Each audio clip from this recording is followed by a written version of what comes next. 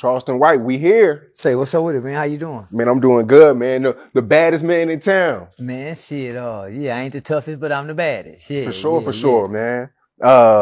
Man, I love what you're doing. I got hip to you. I think it was a viral video on YouTube. You go live, every morning? Yeah.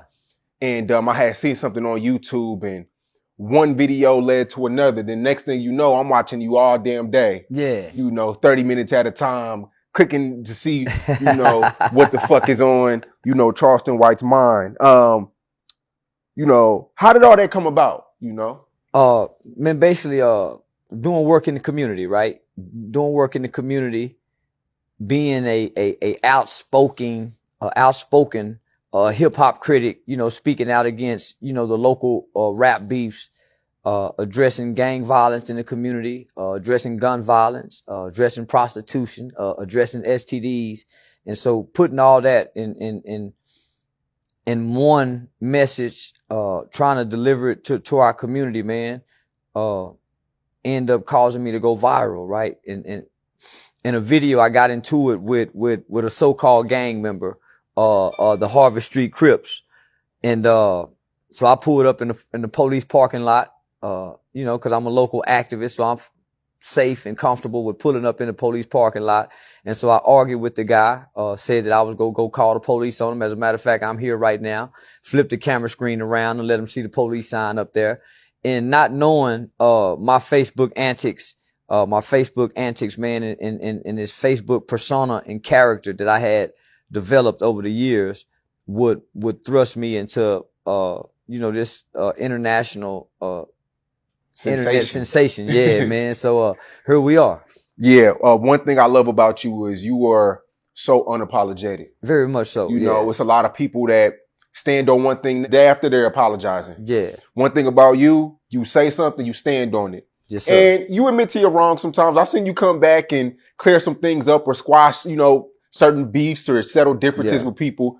But for the main part, Charleston White is super unapologetic. You stand for everything and it is what it is. Man, my mama told me, truth has no feelings, right? And truth doesn't care about anybody's feelings. So in my mind, homie, based on my qualitative experiences, my quantitative knowledge, I think I'm speaking truth. I'm walking in truth. So, when I'm on social media talking and advocating and speaking, and someone, attacks me, someone insults me, then, I take it there verbally, right? We begin having verbal judo. And so when there's no hate in my heart, right? So when I say, you stupid motherfucker, man, I fuck you, bitch ass, there's no hate in that heart, right?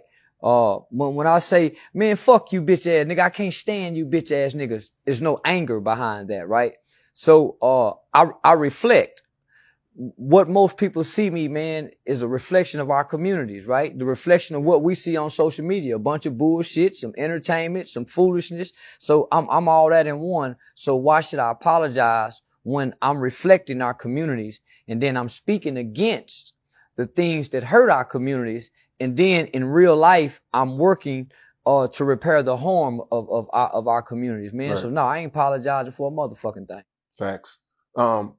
One thing that stuck out, I think what made me really fuck with you was when you really got into when black people kill black people, we don't march. Yeah. There's no protesting. When you see on NBC and ABC and CNN that a little kid was shot in Chicago or in Fort Worth, Texas, or in St. Louis or in these inner cities, when a white cop kills a black young man, we marching, we rioting.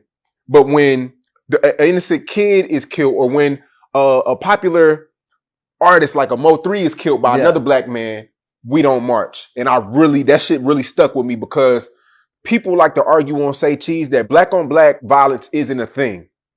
I bet if you go talk to all the mothers who children and sons was killed by another black man, they would say otherwise.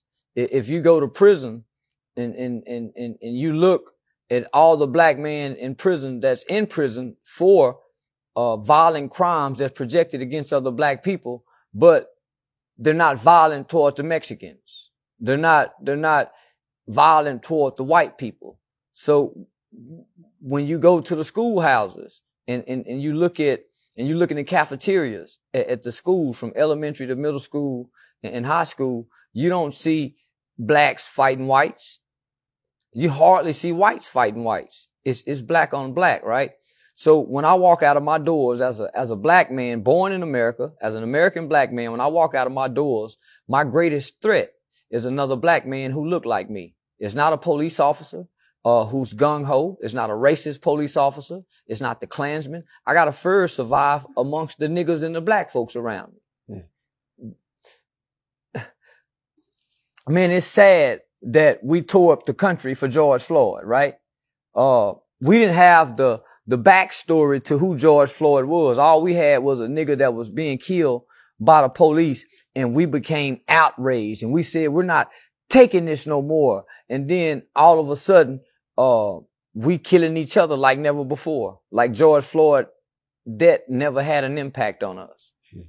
So it's a contradiction. It was a major contradiction.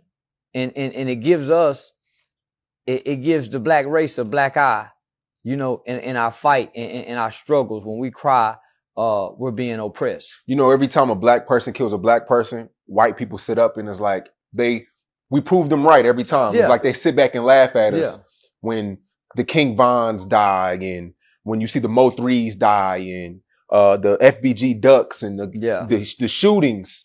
The white people sit back and they licking their chops at us.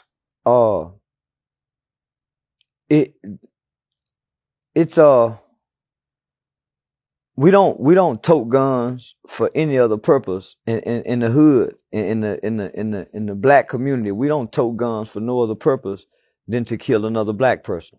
That gun isn't to protect our mothers. We're not packing no gun to protect our communities.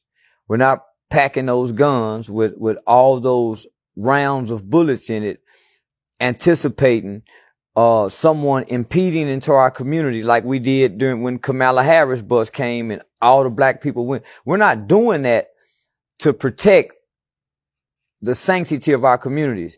Every nigga in the community, in the hood, toting a gun, his bullet is for another nigga.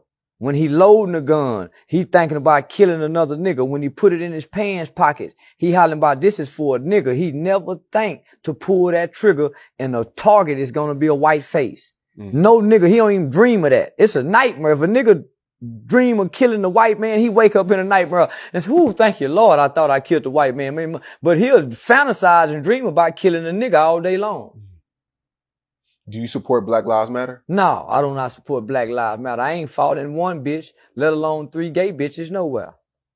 And that ain't to disrespect the gay culture. I just think the man is supposed to lead. And Black Lives Matter, they don't fight a nigga with them child support arrears that's getting mistreated by the child support system. They ain't showing up in the courthouses Monday through Friday, 8 to 5 when a nigga going to court with the injustices of the court system. They wait to a ragged ass nigga like George Floyd, Mike Brown, Trayvon Martin, little disrespect for ass. They wait till people like that get killed, right? And then they come out and say, "Oh man, you ain't never seen the police kill a nigga with a pair of work boots on, have you? Police ain't never shot a nigga with his degree cap on, with his cap and gown. Police don't shoot niggas with their shirt tails tucked in, with them hard bottom shoes with a bow tie on." So the narrative is always they get behind a certain particular black man that they can push this divided. They conquer and divide is the method of Black Lives Matter, and they do a good job exploiting the black community.